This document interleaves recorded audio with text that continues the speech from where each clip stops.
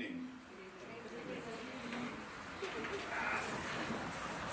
Here it gets a little more difficult to get up here.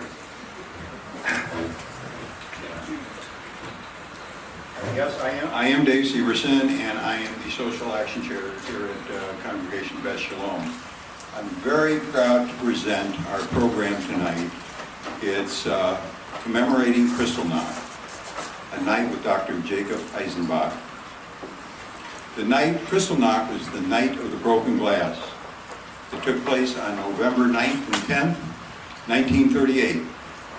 The Nazis unleashed their brown shirts to go into Jewish neighborhoods, and during that evening, hundreds of synagogues were burned to the ground.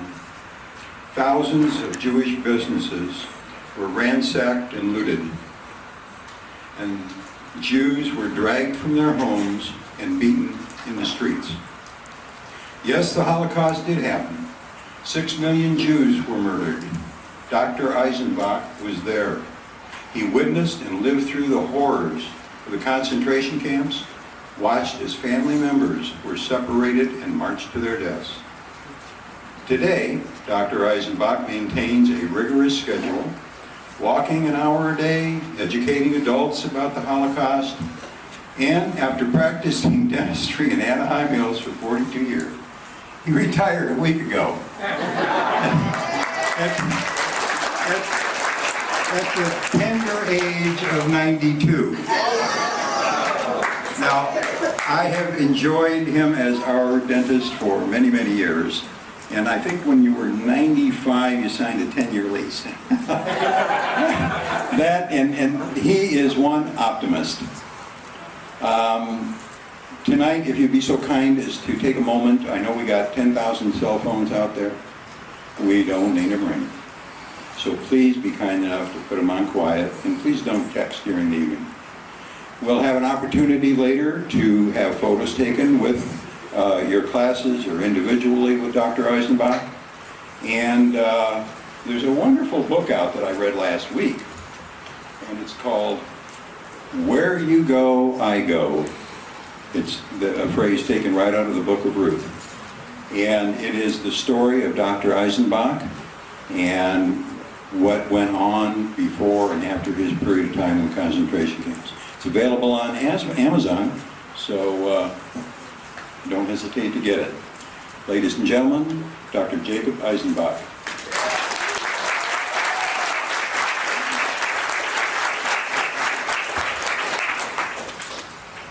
Dr. Eisenbach, how old were you when you were captured and taken into the concentration camp? I was 16. 16 years old. Can you hear me? Yes. Yeah. Way back, can you hear me? Yes. Okay, so you were a young man. You had a life before Hitler. Please tell us about your family, your childhood. No, he doesn't want to do that. Okay. Tell us about your family, your childhood, and how it was living in your hometown of, is it Lodz, Poland? Can you hear me way back? Okay. I was born and raised in the city of Lodz in Poland, a city of about 700,000 people. Half of those people in Lodz were Jewish. We had a great Jewish community. There was a lot of culture. We had our Jewish schools, Jewish newspapers, Jewish theaters, Jewish grade schools and high schools. And we had our own Jewish neighborhood stores, and we just associated mostly with Jewish people. I grew up in a family of 4 children. There was the oldest sister and 3 boys, and I was the oldest of the 3 boys. It was a wonderful family to grow up in. I had a great childhood. There was a lot of love. My mother used to take her 4 children, put her arms around us and tell us that we are her greatest possessions. Now, my mother didn't go through the Holocaust. She died at the age of 41, a year before the war. And she never knew what strength she gave us by putting her arms around us and telling us these words. She gave us a sense of security, of being loved and being important. And no matter what Hitler and the Nazis did to us, could not possibly destroy those strong feelings we were instilled with by our parents.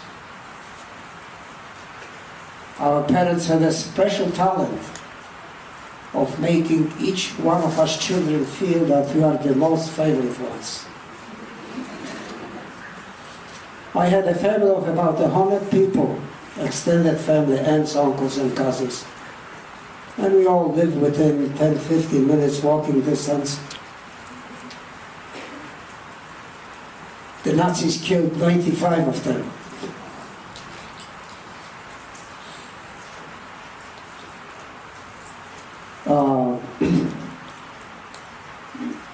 You were a young man, very young man, at that time. When did you become aware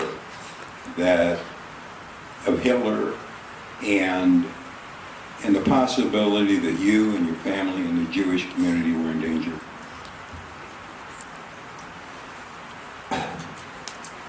The war broke out on September 1st, 1939. Hitler signed a non-aggression pact with Stalin. You all know who Stalin was. He was the president of the Soviet Union. And that non-aggression pact was that they would divide Poland and they would not interfere with each other's occupation of Poland. And that's exactly what happened. On September 1st, the Nazis declared war against Poland. They were armed to their teeth. They were motorized. They had an air force. Hitler started building their military might practically from the day he came to power in 1933. They occupied my city within 7 days. It wasn't even destroyed. They just dropped one bomb over an apartment building in my city. And they took over my city 7 days after the war started. The entire war in Poland lasted 3 weeks. Poland was completely unprepared for the war. The Polish army was on horses. They didn't have an air force. And the longest fight was in the city of Warsaw, the capital of Poland, which fell within 3 weeks from the day the war started. Shortly after the Nazis occupied my hometown, they started building a ghetto, which was a concentration camp. Many of the Jews in the Nazi-occupied Poland escaped to the Russian part of Poland because whatever the Russians did, they did not kill Jews. My sister, with her girlfriends, escaped to the Russian part of Poland, and she lived in the city of Lvov in eastern Poland. When the Nazis started building the ghetto, which was surrounded by barbed wire, every 200 feet was a watchtower with Nazi guards with machine guns and searchlights. So there was no way to get in and out. You could not escape from it. And we were ordered to move into that ghetto by May 1st, 1940, just a few months after they occupied my city. They announced publicly that any Jew found outside the ghetto after May 1st, 1940 will be shot to death on the spot. So many escaped to the Russian part. We didn't. My father stayed, he had a business there. And as soon as they locked up the ghetto, it was hermetically locked. The first thing the Nazis did, they were starving us to death. And there was a typhus epidemic. And we just knew right there and then that we are in grave danger. Now the crematoria and the gas chambers didn't exist yet. That came a little later on. They were shipping people out of that ghetto in trays, in cattle cars. 150 people standing room only per car. And we didn't know. They told us that they are being deported to other labor camps. But that was not true.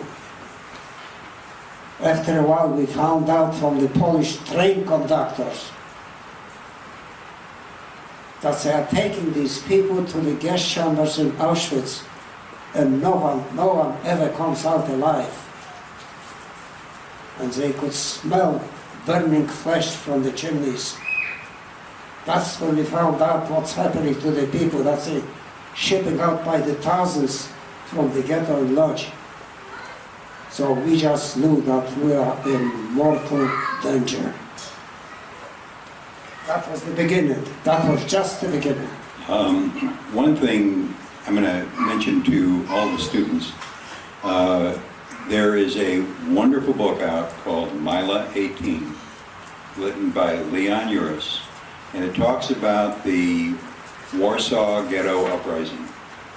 And the Jews, as tough as it was, they didn't just lay down and take it. They fought. It took, a bunch of people in the ghetto held off the German army for like 45, 47 days. And they were lobbing in major military power. And here a bunch of people with pistols and rifles held them off. So to me it's amazing that you were able to, stand up and fight through that kind of stuff. It was amazing. That revolt was very, very dangerous to the Nazi soldiers because many of them died in that revolt. And the Nazis had to bring their air force to bring that revolt down. And eventually, how could they possibly stand up to the military might that Hitler built up in Germany? Would you, there was a euphemism in your book. Pardon me? There was a euphemism in your book, the wedding invitation. Would you explain that and tell us about yours and what happened? Okay. Well, my oldest sister went to the city of Lvov. So that left me, my father, and my two younger brothers. When the Nazis started starving us in the ghetto, a typhus epidemic broke out. My youngest brother was 11 years old. There were 180,000 Jewish people in that ghetto. We had two hospitals which were there before the war, and we had our own Jewish doctors in the ghetto. And my youngest brother developed a high fever one day, and we called a doctor in. He took one look at him and he said, "It looks like he has typhus, take him to the hospital." So I took him to the hospital. The next morning, I had a job there, and on my way to work, I was passing this other hospital. And what do I see? Nazi trucks are standing in front of that hospital, guarded by Nazis with machine guns. and they were loading all the patients from that hospital on these trucks. They putting live people on top of each other like herrings in a barrel. When I saw that, the streets were deserted, I started running to the other hospital where I took my brother to the day before. And I know exactly which room he was in. On my way, while I was running, I saw one of these trucks moving away from the hospital. And it was a truck that had that was used for transporting cattle with boards and spaces between the boards. And I saw 20 layers of people, live people laying on top of each other. And I stopped for a moment to see if I could see my brother. I didn't see him. The driver had a companion in his driving compartment. And when he saw me watching that truck, he pulls out his rifle and he tried to kill me. But I was in front of an apartment building. I ran in there and he didn't get me. And the truck continues in the direction they were going, which was Auschwitz. And I continued running toward the hospital. When I got there, I saw another truck being loaded there. And you couldn't get into that hospital from the front, so I went to the back. And I climbed the 8-foot fence. To this day, I don't know how I climbed the 8-foot fence, but I did. Nurses were handing patients to a crowd of Jewish people outside the hospital fence in the back of the hospitals where the Nazis didn't see it. And they were handing those patients over the fence. So I climbed the fence and go up to the room where I put my brother into the day before, and he wasn't there. So I asked the nurses, where's my brother? And they said, they took him out 15 minutes ago. He was in that truck that I passed. At the age of 11, they put him into the gas chambers.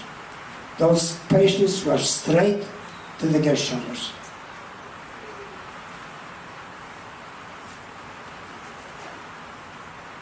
Then they ordered my father for deportation. My father was a businessman. He never did any hard labor. And he was taken with 600 other men, and I have never seen him again. But I met a man who survived that group of 600 men. He told me what happened to them. The Nazis made them carry heavy rocks from one place to another, useless work on a starvation diet, and they just died out.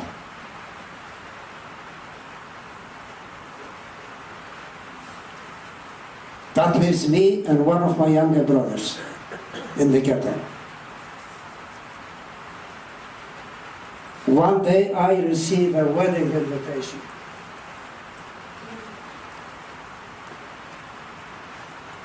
I received an order to report for deportation. My brother didn't, only me. That order for deportation was a death sentence, because we already knew where all these people being deported are taken. Well, I didn't submit to be gassed in a gas chamber, and I went into hiding.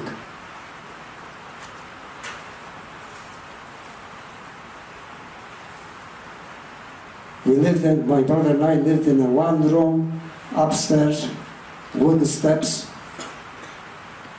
and we were hiding in different places, from place to place, in friends' places. And we had a padlock on the outside of my room. And neighbors were telling me that the police was there several times. They saw the padlock and they just walked away. We managed to hide for about a month. Finally, we ran out of places to hide, and we decided the police was there in our room several times and walked away because of the padlock. let's just go into that room. We'll have a friend put a padlock outside and we'll be inside. The room was completely empty. We just put some straw in the corner of the floor, 20 below zero outside and 20 below zero inside. In the middle of the night, the first night we were there, we hear steps on the wooden stairs. 2 policemen speaking loud. One of them looks at the padlock at the door and he says to the other guy, "There's a padlock here, let's go, there's nobody here." Well, the other policeman was a wise guy and he says, "No, let's not go. Let's knock off that padlock." So when someone got a crowbar, knocked off the padlock and opened the door, and the good guy says, he had a flashlight, and we see there's nobody here, the room is empty. And the wise guy says, "Well, let's look at that corner where my brother and I were covered up." And he got us. My brother did not have to go. He was not ordered to report for deportation, only me. And he says to me, "Jack, our entire family is now gone. We are the only 2 that are left. Now they're taking you away." He could have said, "Jack, I know where you're going. You're going to the gas chamber. I'm not going." But this is not what he said. What he did say is, "Our whole family is gone. Now they're taking you away. I'm not staying here by myself. I'm going with you. Whatever happens to you will happen to me." And he said that knowing full well where we are going, straight to the gas chambers. This is the title of the book, "Where You Go, I Go." And that's the story behind that title. For 3 days and 3 nights we were in cattle cars, standing room only. After 3 days the train stops, the doors open up and they order us to get out. And we were just absolutely sure that we were in Auschwitz, but we weren't.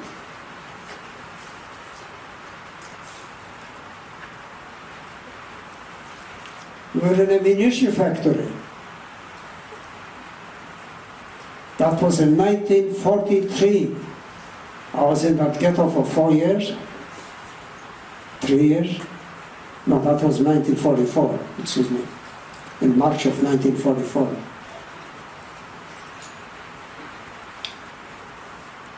And what happened is that the Nazis lost 4 million men at the Battle of Stalingrad.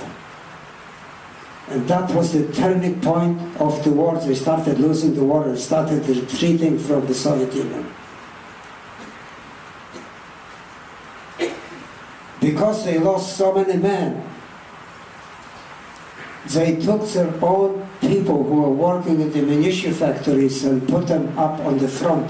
And they decided those young Jews who are still able to work, instead of gassing them, let's put them to work in those munition factories, and that's where we went.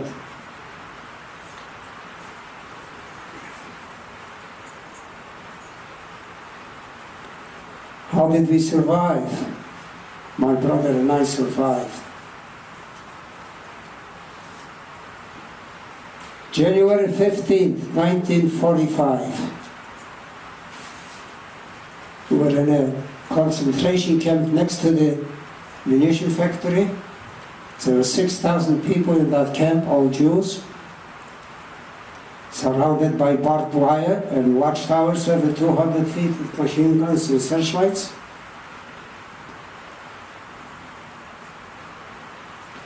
All of a sudden, on that night, at midnight, all the Nazi guards disappeared from these watchtowers around the camp with their machine guns. And we heard artillery shots. The fighting was going on between the Russians and the Germans. And the Germans got orders to run for their lives because the Russians are on their heels. The next day we walk out of that concentration camp after 5 years of incarceration. We walk out free.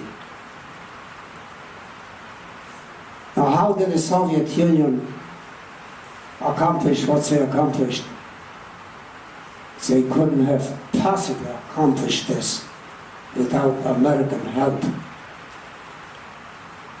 The American auto industry has turned into a war production industry. They produce tanks, armaments, ammunition, fighter planes. The Russians didn't have any of these things. And it was the Americans who supplied the Russians with whatever they needed for the war effort. And they couldn't have defeated the Nazis without American help. So the Nazis were attacked from two fronts. That's how my brother and I survived. Now we would like to know what happened to my brother. Is he still alive?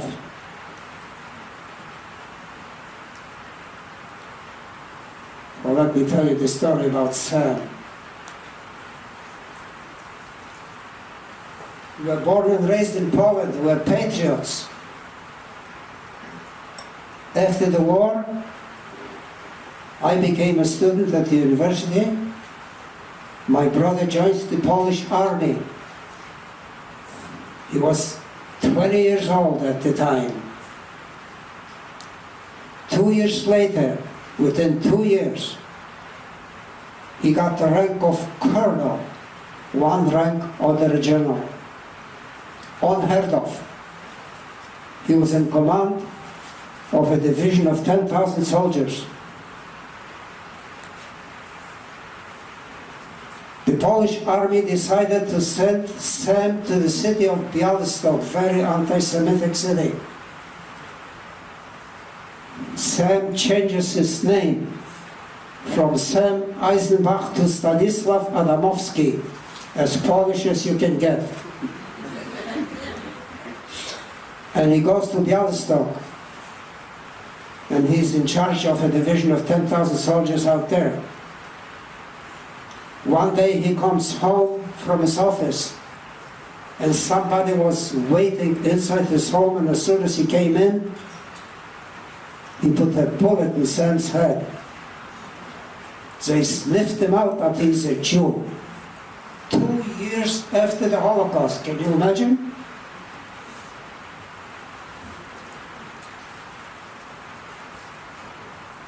And the police refused to investigate who did it, because the police was so anti-Semitic.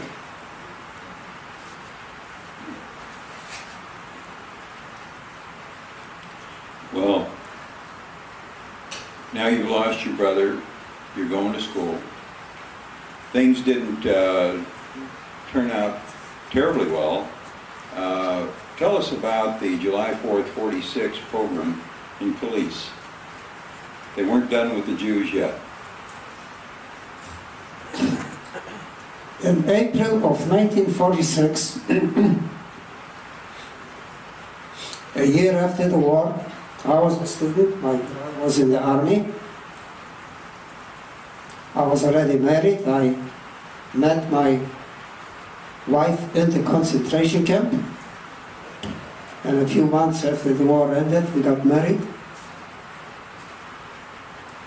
In April of 1946, during the Passover time, there was a lot of anti-Semitism in Poland, but there were also many good Polish people.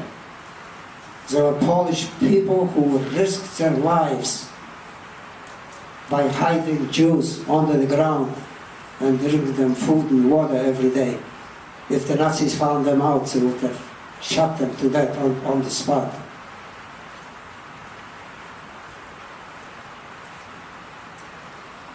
So in the city of Kielce, the anti-Semites were hiding a 10-year-old Polish boy and spread the ancient rumor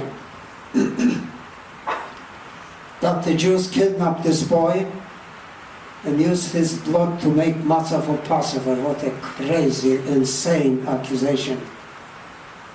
But that's all those hooligans needed. They came out into the streets of Kielce. It's a city in Poland, 100 miles from my hometown, with crowbars, and they killed 43 of those few survivors of the Holocaust in the streets of Kielce. That's when my wife and I decided we are leaving Poland. And 3 months later, we were out of there. Now, it was a communist government. They wouldn't let anybody out of the country because they didn't want the people to see how people live outside of communist regimes. So we couldn't get out. But there was an Israeli organization that came in called Bricha.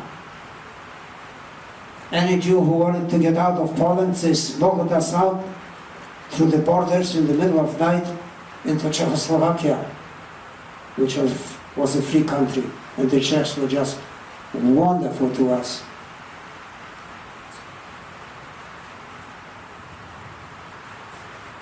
And I went to the American zone of Germany, the city of Frankfurt. The reason I went there is because I had some old buddies there, old friends. And I enrolled at the University of Frankfurt. And about a year later, I got the message about what happened to Sam in Poland.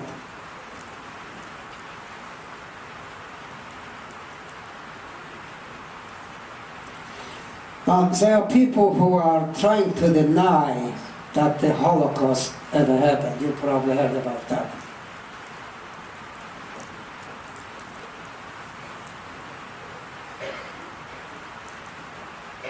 Well, if the Holocaust didn't happen,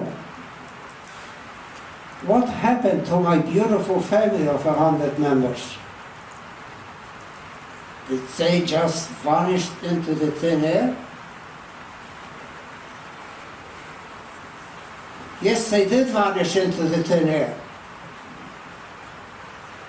Through the smokestacks of the crematoria, where they burned the Jews after they gassed them.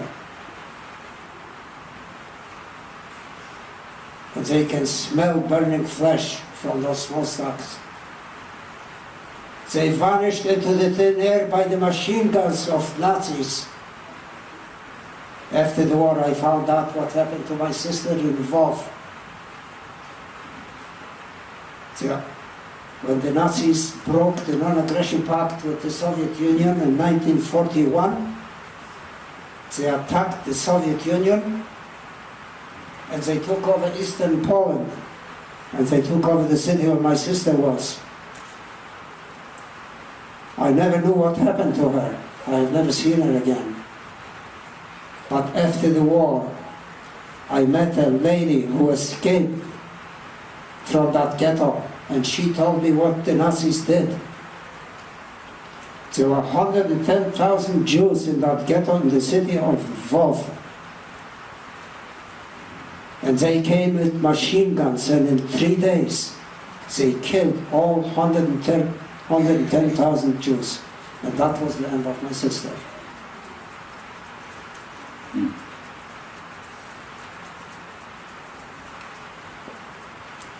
Well, you know, you did have a wonderful family and you had great memories from them. You lost them tragically. Your father was a special guy. And he was. He used to put his arm around you and say, "You're going to be a doctor." Right. How did he know you were going to be a doctor, and how did you do it? I don't know. My father just indoctrinated me with the idea of becoming a doctor.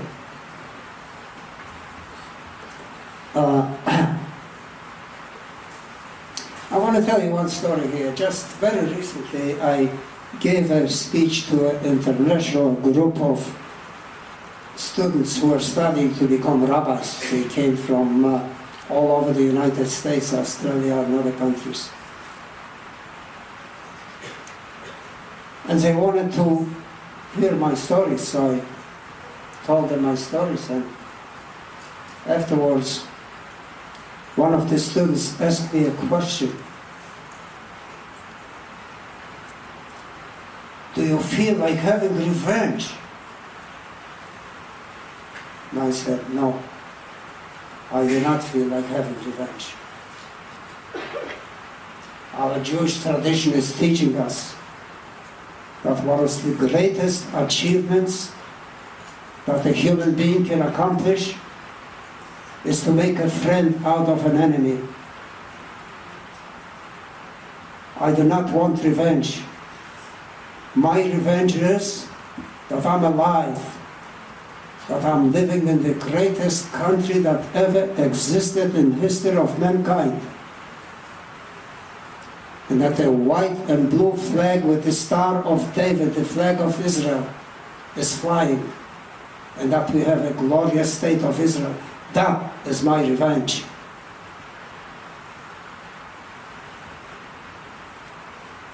That is a great revenge.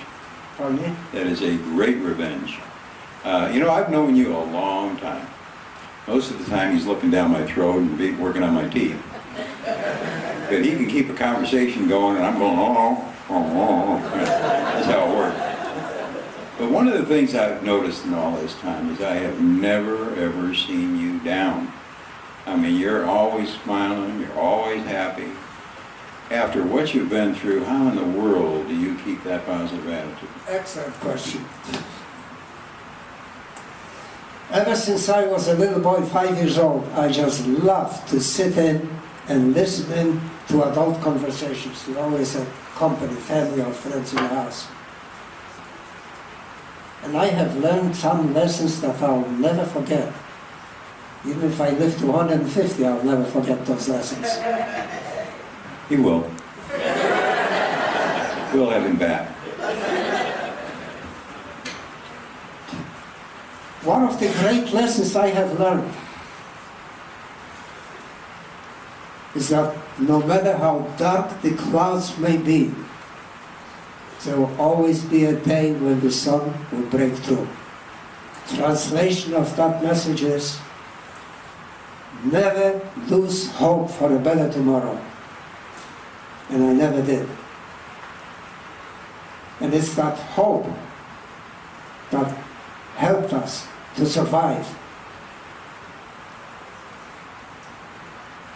We have every reason to give in to anger, but we will not give in to anger. We have every reason to give up on humanity, but we will not give up on humanity, and I'll tell you why.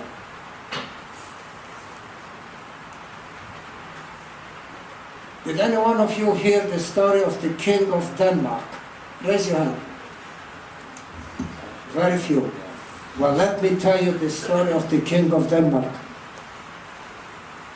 The Nazis occupied Denmark and they ordered the Jews to wear yellow stars on their outer clothing so they could identify them in the streets, round them up and send them to Auschwitz.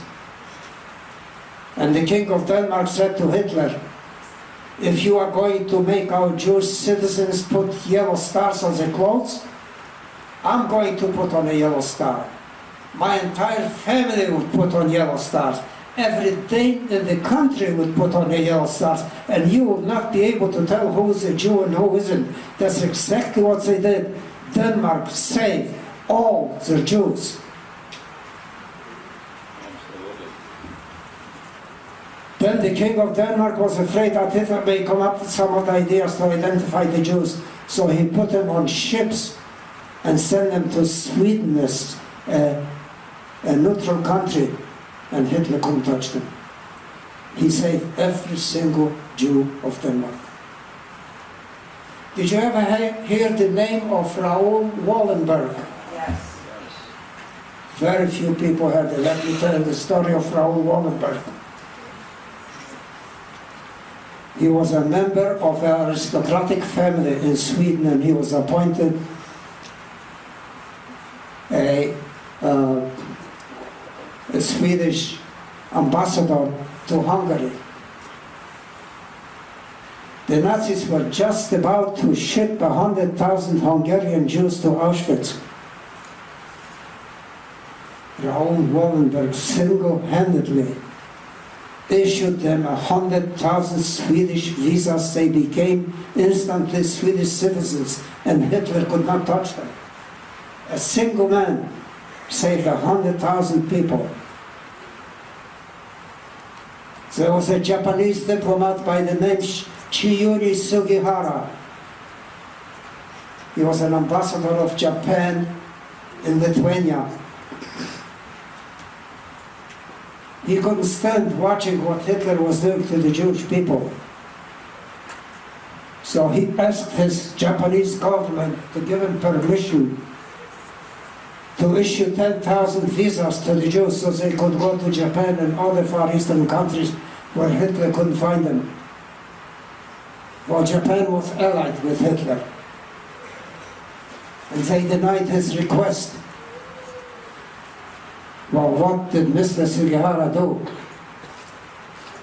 He disregarded the order of his government not to issue those visas. But he did it anyway, because as he said it, it was the right thing to do. And those Jews, 10,000 Jews, went to the Far East, and he saved 10,000 lives. He did not know full well what the Japanese government is going to do to him and his family. They fired him from this post, took him and his family back to Japan, and they live in poverty and obscurity. Now Mr. Sugihara is a big national humanitarian hero, and there's a big statue in his honor.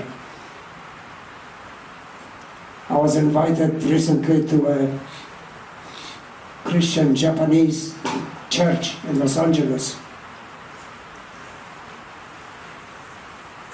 A nephew of Mr. Sugihara was there giving a speech about his uncle, and I wouldn't miss that.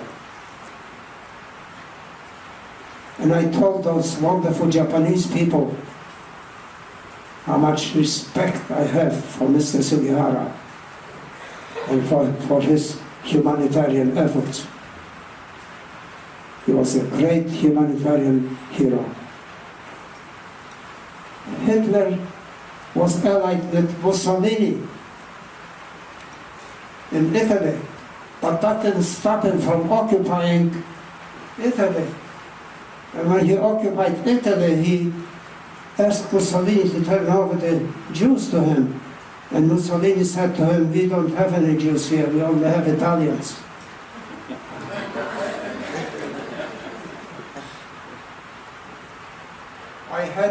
I have patients. I've been a patient of mine for 30 years. And about 3 weeks ago, they have a son who is an American ambassador to Albania, and they brought me a booklet, and the title of the booklet is that the Albanians saved 100% of the Jewish people. Albania is made up 90% Muslim, 10% Christians, and they were hiding the Jews, so the Nazis couldn't find them. And every Jew in Albania survived. Bulgaria did the same thing.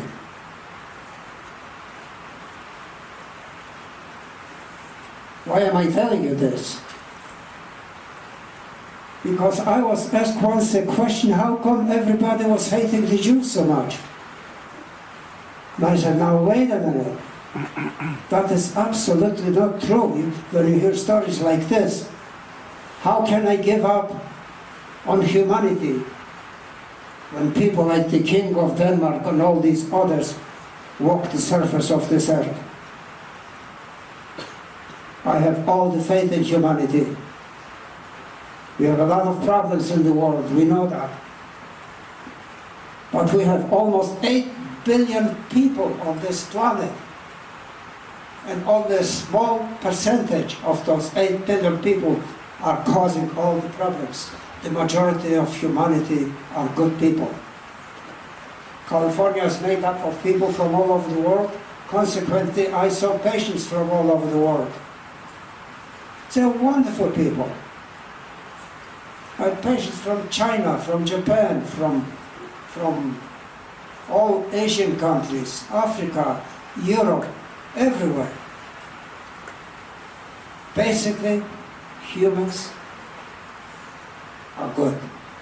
When somebody falls in the street, unconscious, what do you see? A large group of people surrounding that person to see what they can do to her.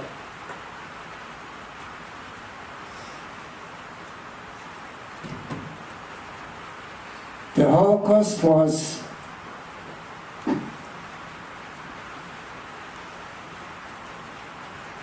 the greatest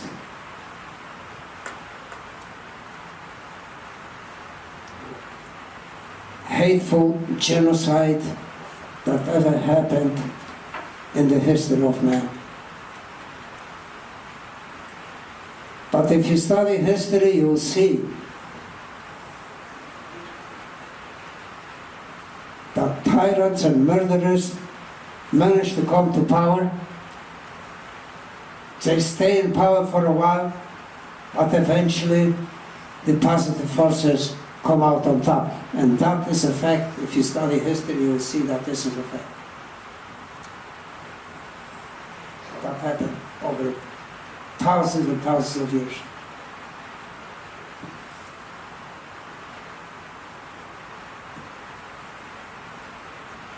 The next time you're having a really bad day, everything's going wrong, and you think the whole world's down on you, I hope you stop a moment and think about Dr. Eisenbach. And think about what he went through and where he is today. And it might make your day just a little bit better. I know he's always made mine better. You know,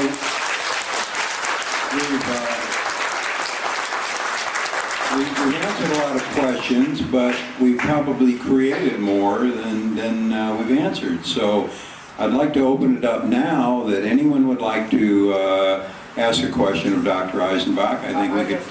Oh, please.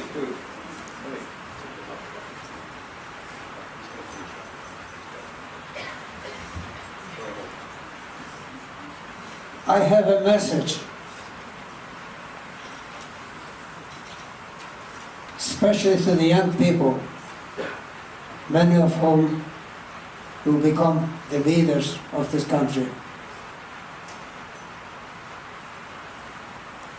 And my message is that society expects of you as good citizens to guard your precious minds against accepting ideas of hatred, discrimination, and intolerance.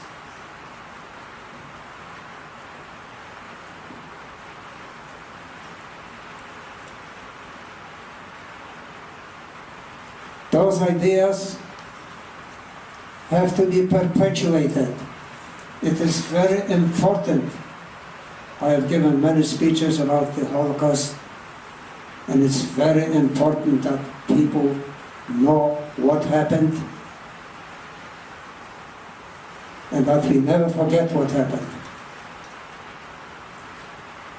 We can forgive, but we will never forget. Just like we have never forgotten our exodus from slavery in Egypt 3,500 years ago, which was led by our great prophet Moses. We should never forget the Holocaust.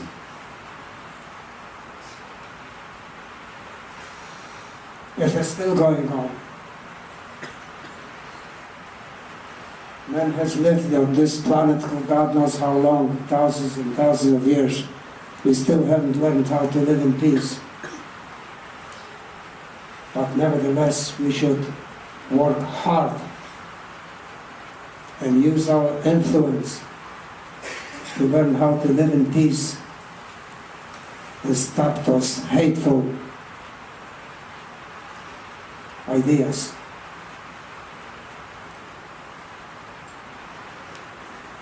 Now, anyone who has any questions, Any questions? Pass the mic over to anybody. please feel free to ask.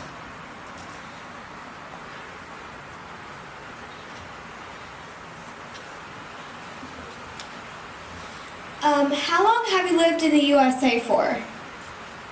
How long have I what?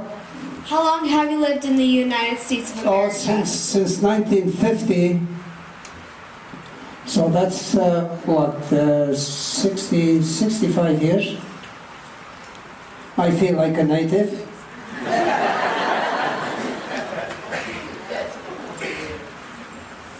Other questions? Have you returned to Poland? Yes, I have returned to Poland once.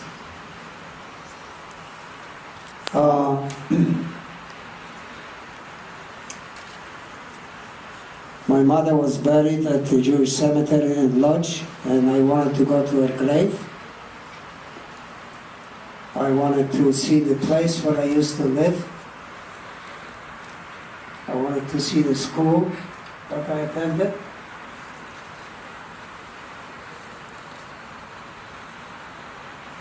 And I want to tell you about the interesting experience I had in Poland. Poland has a lot of good people. Everybody in Lodz lived in an apartment. Nobody lived in a home except the ultra rich. And we lived in an apartment. And I wanted to go to my apartment where I grew up.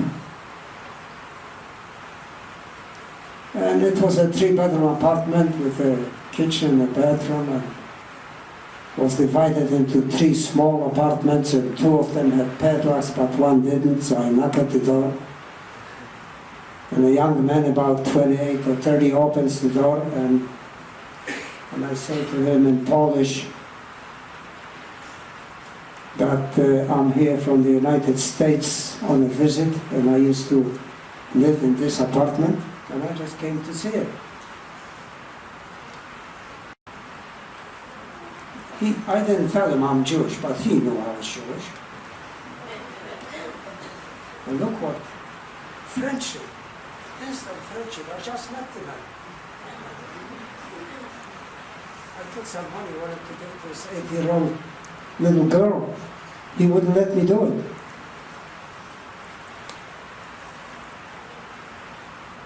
The Polish people are really good people, but unfortunately, their anti-Semitism was stimulated by the Nazis.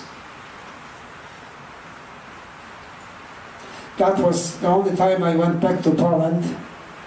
And before the war, Poland had 3.5 million Jews, 10% of the population.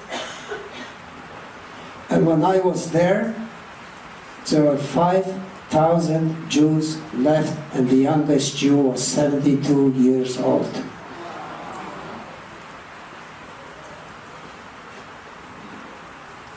The Polish presidents and Polish governments in the last few decades are sending emissaries to Jewish communities trying to persuade the Jews to come back to Poland. They are no takers.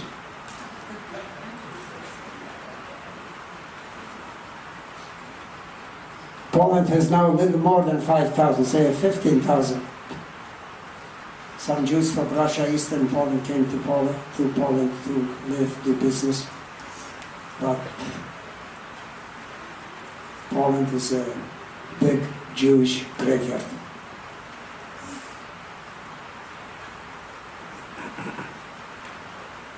I'll tell you an interesting anecdote here, a true fact. We go to a Polish restaurant in Krakow. Beautiful restaurant.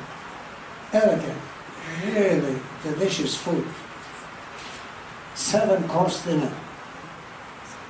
You won't believe how much that dinner costed. Prices were controlled by the communist government. That dinner costed 50 cents.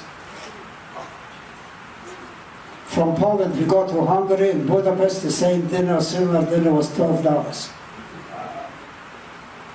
Any other questions? Anybody? Yep, over here. But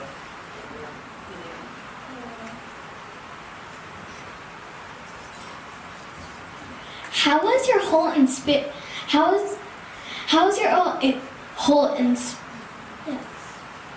experience with the Holocaust impact on your life? Like, how did it help you?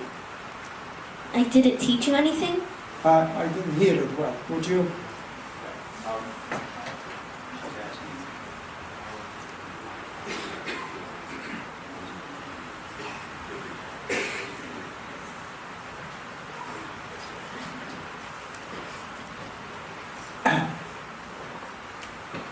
You couldn't have a greater tragedy than losing 95% of your family.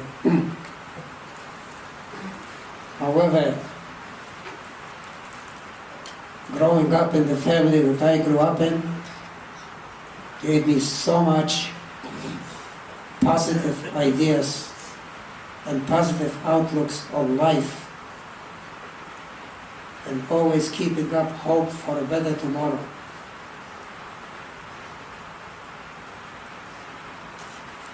And those ideas make me basically, I built a family, I got a profession, which I love. I have 2 sons, great guys. Let me tell you a little story about David, my son David.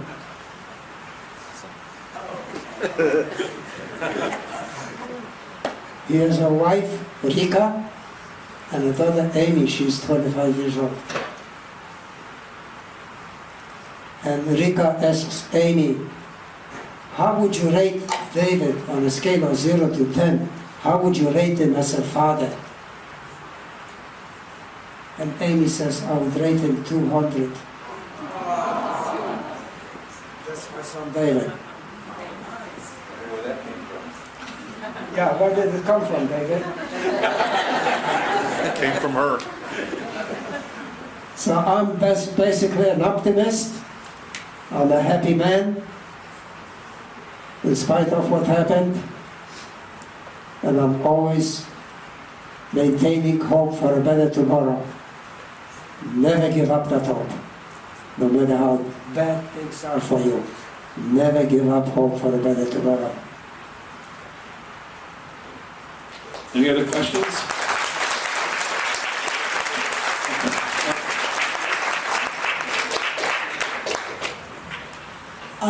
You had said that you believed in that there could be something better for human beings, but what do you think is the main thing that humans should really learn just to get along with each other? Because we've had war, and it doesn't seem like we're learning anything. So what do you think should be the main takeaway just to stop it all? Well,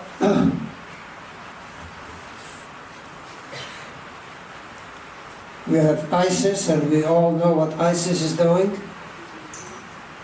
And ISIS is not going to last forever. Like I said before, history has shown that regimes like that last for a while, but eventually they are overcome by positive forces. And that's what we always have to hope for. Never give up that hope. That those people will not exist. Look at Hitler. He was going to build 1,000-year German imperium, and look how long he lasted. 12 years, thank God he didn't last any longer than that. And he's gone. And the German people are not the same people as they were under the Nazis. Germany is well known for always militaristic. They started and lost 2 world wars. They don't want any more wars. They don't even have an army.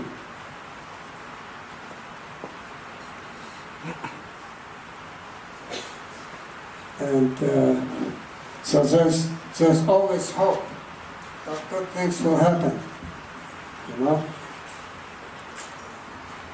And look at the European continent. They formed the common European Union. Before the war, if you wanted to just take a trip from one country to another, you had to go through a lot of formalities and passports and permits. Now, you want to move from Germany to Italy, you just pack up and go. You don't need any permits. There are no borders. And what does that mean? That means that people get to know each other better. There was hardly a century that the Europeans didn't fight each other. But since 1945, except for the Balkans, there were some problems there, but that settled down. There was no war since 1945 in Europe. And that's mainly because of the common European market.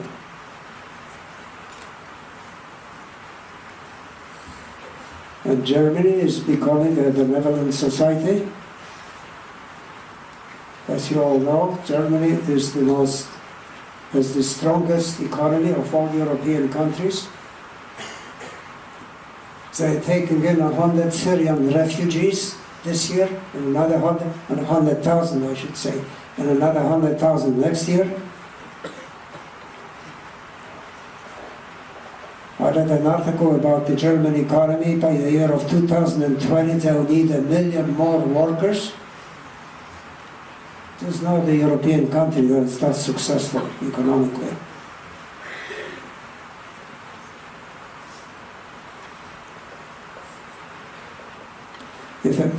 You probably heard that saying, you know, if your country is in bad condition, just go to war with the United States and you will become a winner.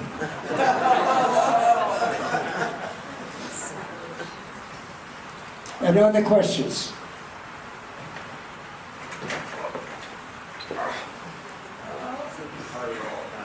There's a step there.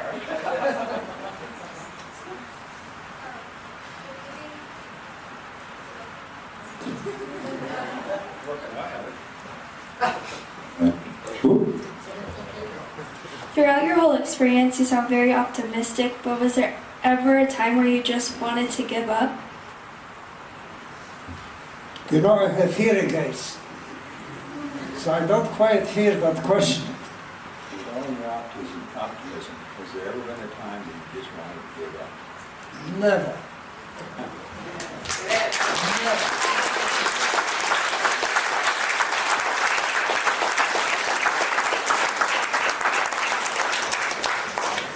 Well, I always wanted to become a doctor, and it wasn't easy, but I never gave up.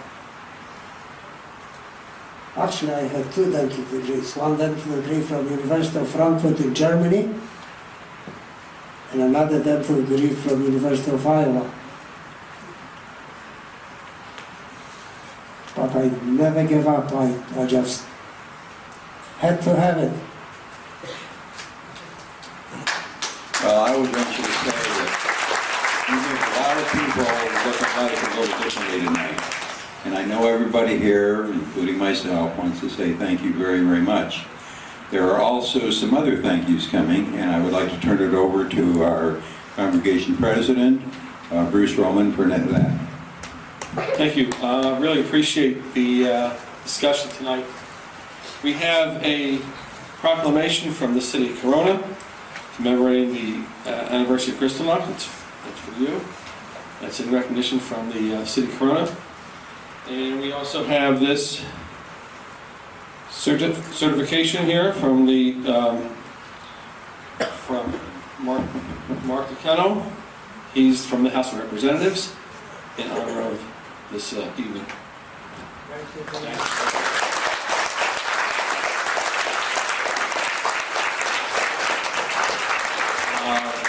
If we could do it in any kind of an organized manner, anybody would like to have their picture taken with Dr. Eisenbach? Whoa!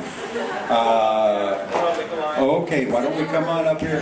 How do you as a group want to have a picture? Well, come on up with your group and we'll just set it up.